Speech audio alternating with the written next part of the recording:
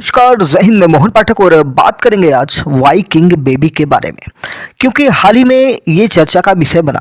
आपको बता दें कि डेनमार्क के कई देशों में स्पर्म सप्लाई किया जा रहा है और दुनिया भर की महिलाओं को डेनमार्क के गोरे नीली आंखों वाले डोनर की तलाश रहती है। और इसी का फायदा उठाते हुए डेनमार्क की स्पर्म इंडस्ट्री दुनिया को वाइकिंग स्पर्म निर्यात करती है, जिससे खूबसूरत स्वस्थ बच्चे, जिसे वाइकिंग बेबी कहा जाता है, पैदा होते हैं। तो यही वाइकिंग बेबी क्या होता है, इसके बारे में डिटेल से आइए चर्चा करते हैं। एमपीएस हिंदी पर नए हैं तो चैनल को सब्सक्राइब करके daily current affairs, news analysis के लिए हमारे साथ जुड़ सकते हैं। क्रायोस डेनमार्क के दूसरे सबसे बड़े शहर आरहस के केंद्र में स्थित एक लाल ईंटों वाली इमारत की 5वीं मंजिल से संचालित होता है। यहीं पर शुक्राणुदान किए जाते हैं। यह दुनिया का सबसे बड़े शुक्राणु बैंक के रूप में जाना जाता है। दुनिया के सबसे खुशहाल और खूबसूरत देशों में शुमार डेनमार्क हालिया समय में एक अलग वजह से चर्चा में आया है। डेनमार्क ऐसा देश है जहां हर 100 बच्चों में से एक बच्चा डोनेशन से पैदा होता है। दुनिया को स्पर्म निर्यात करने में भी 60 लाख की आबादी वाला यह स्कैंडिनेवियाई देश पावर हाउस माना जाता है। हालांकि इस इंडस्ट्री पर हालिया समय में कई सवाल उठे हैं। इस इंडस्ट्री के सियाह पहलू भी सामने आए हैं।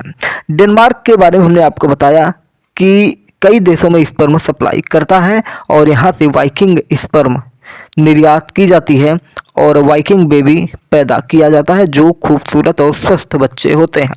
इस इंडस्ट्री के सियाह पहलू का खुलासा तब हुआ जब एक ऐसा डोनर 197 बच्चों का पिता बन गया जिसमें कैंसर का म्यूटेशन था। वायनेट के मुताबिक एक हालिया जांच रिपोर्ट ने डेनमार्क की स्पर्म इंडस्ट्री के काले सच को उजागर किया है। रिपोर्ट ये बताती है कि एक डोनर ने 14 देशों की 67 क्लिनिकों के जरिए कम से कम लगभग 200 यानी कि 197 बच्चों को जन्म दिया। इन सभी बच्चों में एक जेनेटिक म्यूटेशन है जो एक जानलेवा कैंसर से जुड़ा है। इनमें से कुछ बच्चों की मौत भी हो चुकी है। आपको बता दें कि इस स्पर्म डोनर व्यक्ति ने 2005 में डोनेशन शुरू किया था और 17 साल तक जारी रखा। इससे जिन बच्चों को यह म्यूटेशन मिला है उन्हें कैंसर का खतरा है और उनकी लगातार मेडिकल निगरानी की जरूरत है। यह मामला तेजी से बढ़ते इस उद्योग पर बड़े सवाल खड़े करता है। खासतौर से स्पर्म डोनेशन को कैसे रेगुलेट किया जाता है, इस पर भी सवाल उठ रहा है।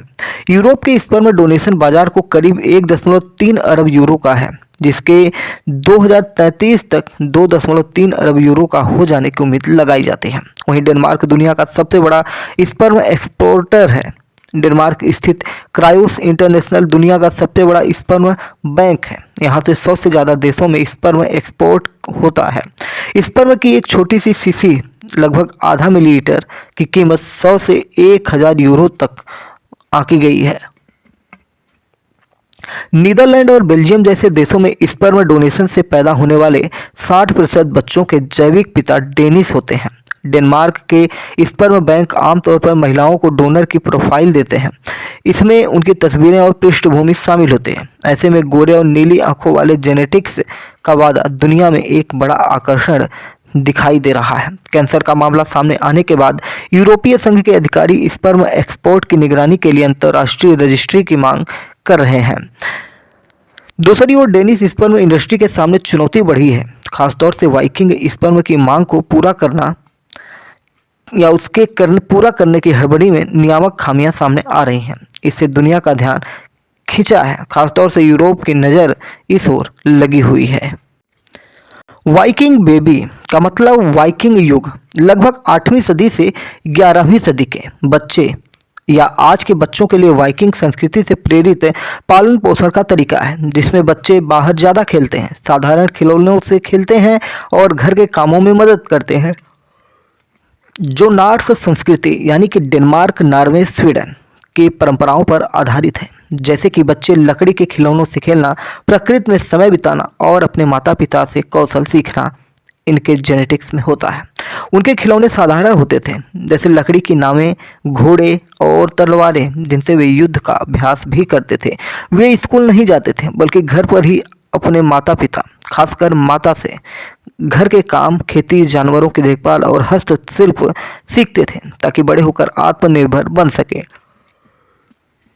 बच्चों का पालन पोषण मुख्य रूप से माँ करती थी और लड़कों को कभी कभी दूसरे परिवारों में पालक रखा जाता था ताकि रिश्ते मजबूत हों। उनके कपड़े छोटे वयस्कों जैसे ही होते थे, जिसमें ट्यूनिक और ट्राउज़र लड़कों के लिए शामिल थे। जन्म के बाद घर के मुखिया द्वारा बच्चे को पानी छिड़क कर और नामकरण करके परिवार में स्वीकार किया जाता था। आजकल वाइकिंग बेबी या नॉर्डिक चाइल्ड का मतलब बच्चों को प्रकृति से जोड़कर बाहर ज़्यादा खेलने और साधारण जीवन जीने के लिए प्रोत्साहित करना होता है, जैसा कि डेनमार्क और अन्य नॉर्डिक देशों में होता है। वाइकिंग बेबी का मतलब वाइकिंग काल के बच्चों से है और इसका मतलब आधुनिक पालन पोषण का एक तरीका भी हो सकता है जो उन प्राचीन परंपराओं से प्रेरित हो जाता है। वाइकिंग्स के बारे में प्राप्त जानकारियों के अनुसार वाइकिंग्स युग 700 के दशक के अंत से लेकर 1000 के दशक के मध्य तक का समय था, जब स्कैंडिनेविया की खोजकर्ता दुनिया भर में जहाज़ों से यात्रा करते और व्यापार करते थे। वे कोलंबस से लगभग 500 साल पहले उत्तरी अमेरिका पहुंचे। जाने कि उनके उथले ड्राफ्ट वाले लॉन्ग शिप ने इन अद्भुत यात्राओं को कैसे संभव किया। तो वाइकिंग के बारे में जानने के लिए अगर आप तैयार हैं तो आपको तैयार रहना चाहिए। आपको बता दें कि आप उन्हें केवल योद्धा मान सकते हैं। वाइकिंग्स अद्भुत नाविक, व्यापारी और साहसी भी थे जिन्होंने दुनिया के बड़े हिस्सों की खोज की। वे खाल और एम्बर का व्यापार करने के लिए समुद्र पार गए, यानी कि एक प्रकार का रत्न एम्बर होता है, खाल यानी कि फर। उत्तरी अमेरिका के तटों तक भी ये पहुँचे थे। वाइकिंग्स का सबसे प्रसिद्ध आविष्कार लॉन्ग शिप है। ये नावें गति और रोमांच के लिए बनाई गई थी। कई अन्य जहाज़ों के विपरीत लॉन्ग शिप का ड्राफ्ट बहुत उथला था, जिसका मतलब है कि वे पानी में ज़्यादा गहराई तक नहीं डूबते थे।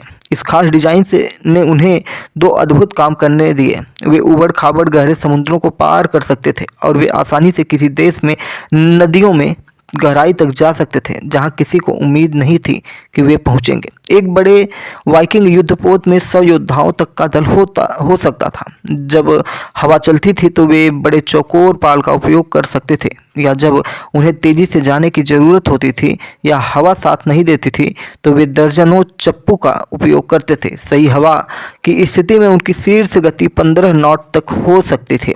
यह सैकड़ों साल पहले एक लकड़ी के जहाज के लिए वास्तव में तेज था। वाइकिंग नेविगेशन के उस्ताद थे, यानी कि दिशा ज्ञान के उस्ताद थे। वे सितारों, सूरज और यहाँ तक कि पक्षियों का उपयोग करके विशाल महासागरों में अपना रास्ता भी खोज लेते थे। उनकी यात्राओं ने एक अविश्वसनीय मार्ग नेटवर्क बनाया जो ठंडे उत्तरी अटलांटिक से लेकर गर्म मध्य पूर्व तक फैला हुआ था। वाइकिंग केवल एक क्षेत्र तक ही सीमित नहीं रहे। उन्होंने आयरलैंड, जहां डबलिन की स्थापना की गई है, फ्रांस जहां वे नॉर्मन कहलाए, और यहाँ तक कि रूस जहां उन्हें वरांगियन कहा जाता था, ये व्यापार केंद्र और बस्तियां स्थापित की गई।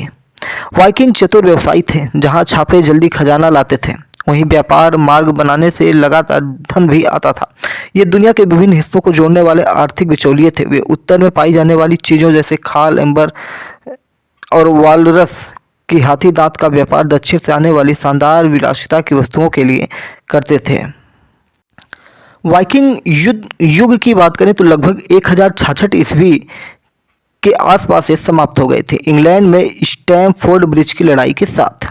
लेकिन रोमांच की भावना बनी रहती है। वाइकिंग सिर्फ हमलावर नहीं थे, वे बहादुर अग्रणी थे जिन्होंने नक्शों को आकार दिया, सदियों तक चलने वाले व्यापार मार्ग बनाए और दुनिया को दिखाया कि एक अच्छी तरह से बनाया गया जहाज कितना शक्तिशाली हो सकता है।